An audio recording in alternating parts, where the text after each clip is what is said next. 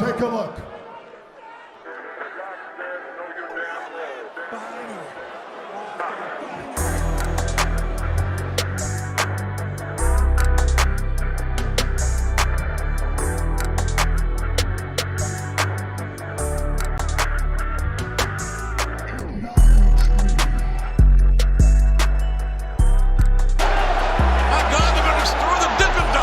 What's going on, guys? It's your boy Big Hero Chris back at you with another one. If you're new to the channel, go ahead and subscribe, leave me a thumbs up, ring the notification bell, hit me up on Twitter, TikTok, the community post. You already know the vibes. And it's Wednesday. You already know what that means. It's time for your AEW Dynamite review.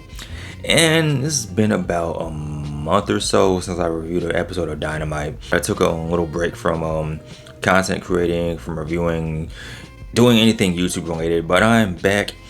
And I picked a heck of a week to make my Dynamite review return, because in the past few weeks, man, we've had amazing episodes of Dynamite. We've seen amazing matches. We saw the hour-long match between MJF and Will Ospreay. We saw the Mariah May heel turn. We saw the MJF heel turn.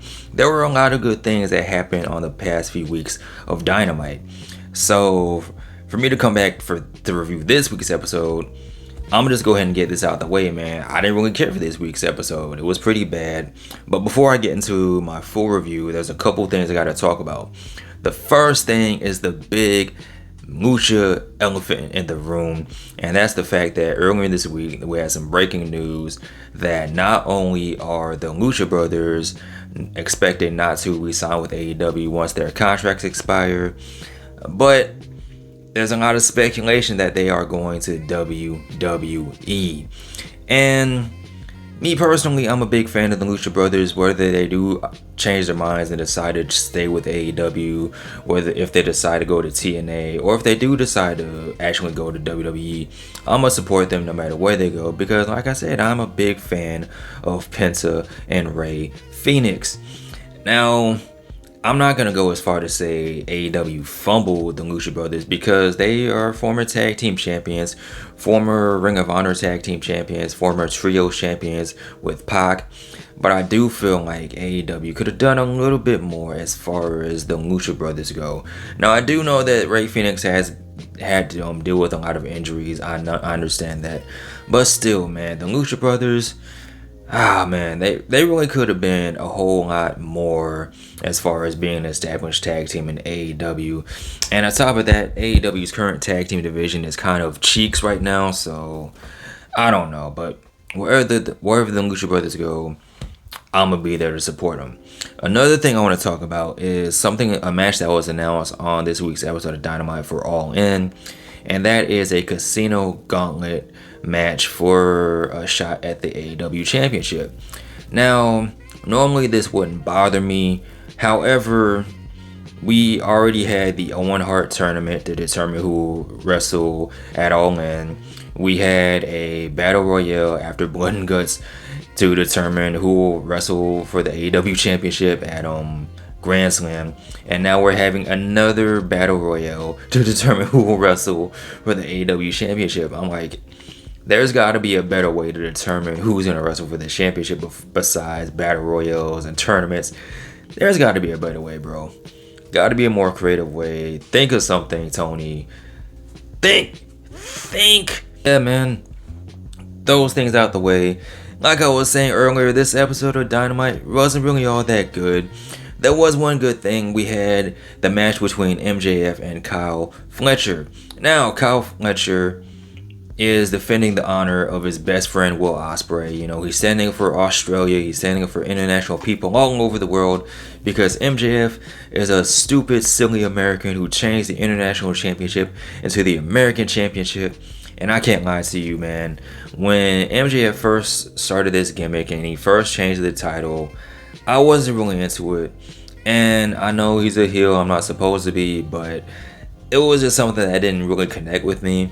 But as MJF is getting more established as the American champion, as he's getting more established in this new gimmick, I'm getting it more. I'm digging it.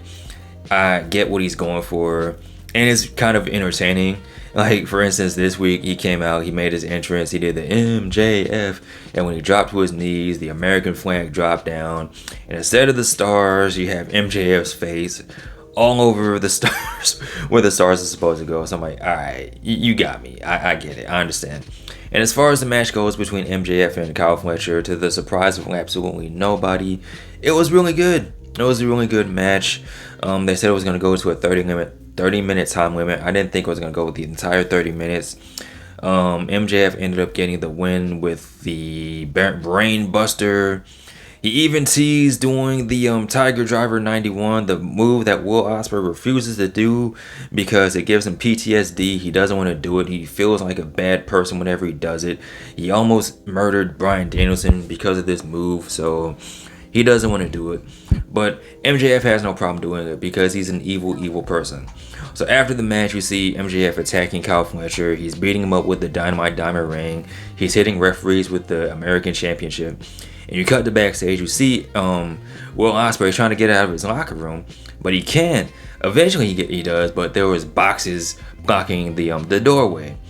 And the part about this segment that made me laugh the most was when you saw Will Ospreay finally make it out of his locker room, you saw people standing in the hallway. I'm like, you people are absolutely useless. Y'all could have moved those boxes out of the way for Will Ospreay, but it is what it is. He eventually makes his way to the ring, stops the beatdown of MJF and Kyle Fletcher. But by the time Will Ospreay gets there, the damage has been done. Kyle Fletcher is bloodied. Don Callis is there. He was trying to get Kyle Fletcher to use the screwdriver. Kyle Fletcher wouldn't do it. And you see Don Callis asking Will Ospreay, where were you? And he was like, I was locked in my locker room, so chill out, Baldy.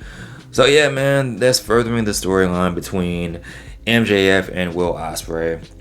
As far as the rest of the show goes, you had Mariah May wrestle Viva Van, and it was a squash match.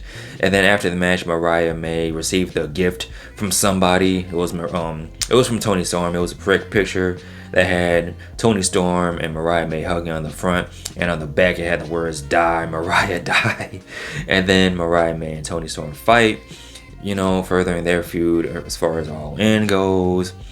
And then after this, you had a vignette for Jack Perry, sponsored by Taco Bell, because in the middle of this little video package promo, a commercial for Taco Bell popped up, and I'm like, is this a part of the vignette? Because it transitioned so smoothly. It was like, I don't really know how to describe it. It was just a smooth transition. It was really a botch, but yeah, this video is not sponsored by Taco Bell in any way. But if Mountain Dew Baja Blast wants to sponsor me, hey, holla at your boy.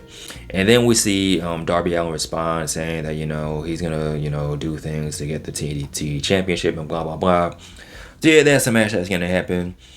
Don't care too much about that, but yeah.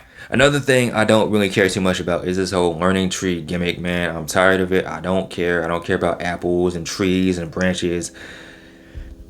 Unfortunately, it's looking like we're getting a Chris Jericho hook match at All In. We had Shibata wrestling Brian Keith, and the match was fine for what it was worth. Shibata made Brian Keith tap out. After the match, the Learning Tree beats up Shibata. And I also was watching this match on mute because Chris Jericho was on commentary, and I want absolutely no parts of that, so I have no idea what he said at all. But yeah, man, after this, it was a beatdown from the Learning Tree, and we had the return of Hook. So it's going to be most likely Hook versus Chris Jericho for the FTW Championship once again. Whoop-de-doo. So after this, we had a backstage segment from Orange Cassidy. And this episode of Dynamite took place in Winston-Salem, North Carolina. And around here, we're getting some inclement weather due to the Hurricane Debbie that's passing through. And it made travel difficult for a lot of the wrestlers to make it through, to make the town. So originally, Orange Cassidy was supposed to team up with the Conglomeration, but due to bad weather, he ended up teaming with the FTR, and they wrestled Mortos, Roosh, and Rod Strong. And I wasn't really paying attention too much to the match. From what I saw, it was fine. It was a fine match, but I wasn't really paying attention. FTR and Orange Cassidy ended up getting the win. And then after the match, the Acclaim came out, and I really wasn't paying attention. And something funny happened. It looked like Max Caster was going to try to rap or talk on the mic but the microphone wasn't working. I don't know if this was Okada doing this or if it legit wasn't working. But FTR and the Acclaim ended up fighting. You know, they said, screw it, let's just fight. And yeah.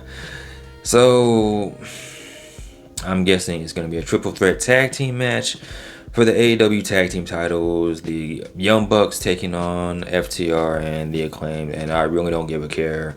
I don't really give a hoot about this at all. So, but something I do care about, something I do like, is crazy old Hangman and his crazy mustache, because he's mad, he's irritated, he's pissed off because Swerve, he can't get his hands on Swerve. Every time he gets close enough to get his hands on Swerve, somebody gets in his way, whether it's Bryan Danielson or Jeff Jarrett or the Elite or whoever. He just wants to get his revenge, and he's vowing vengeance on Swerve. He wants to take everything away from Swerve.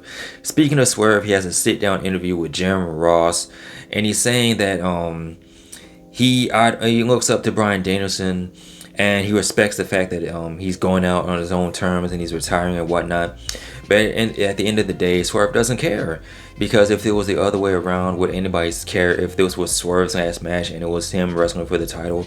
They wouldn't. So why is it Swerve? So he's locked in. He's saying he's dangerous.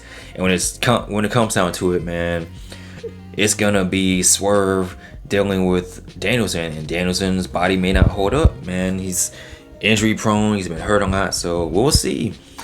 And we'll just go ahead and cut to the main event, because it was Jeff Jarrett versus Bryan Danielson with Ricky Steamboat on commentary for some reason. And I don't know when this was announced as a no holds barred, anything goes, falls count anywhere match. But they started off with them fighting in the back. They're fighting near the concession stand. Jeff Jarrett's hitting Bryan Danielson with guitars. They're hitting each other with steel chairs and doing all types of moves to each other. Bryan Danielson ended up getting the win. And then after the match, they ended up shaking hands and hugging and respecting each other, because, you know, go AEW and whatnot. And then after the match, Swerve comes out and he comes face to face with Bryan Danielson. And he pretty much reiterates what he says during the interview. And on top of all that, he lays out the challenge for himself and Will Yuta next week on Dynamite. So yeah, that should be a pretty fun match. The Patriarchy are talking. What I was thinking was going to happen, and what I think is still going to happen, was I was thinking it was supposed to be a triple threat tag team match for the trios title. The Patriarchy defending the titles against the House of Black, and the Bang Bang Gang put your guns up for the Bang Bang Gang. But apparently that's not the case. It's going to be on Collision, the Bang Bang Gang taking on the House of Black with Christian Cage as the special guest referee. And I still think it's going to be a triple threat tag team match. I'm actually more excited about this than I am the actual AEW tag team title match, because I don't care about the Acclaim, but I like the Patriarchy and the House of Black and the Bang Bang Gang. So yeah, Hologram got a video package because he's been doing his thing on Collision. Good on him. We got a 2-on-1 handicap match. Camille took on two people. They tried. Good for them. They lost. After the match, Camille and Mercedes got on the mic.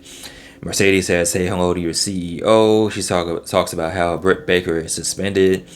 And this was mentioned last week, and I thought this was part of the story.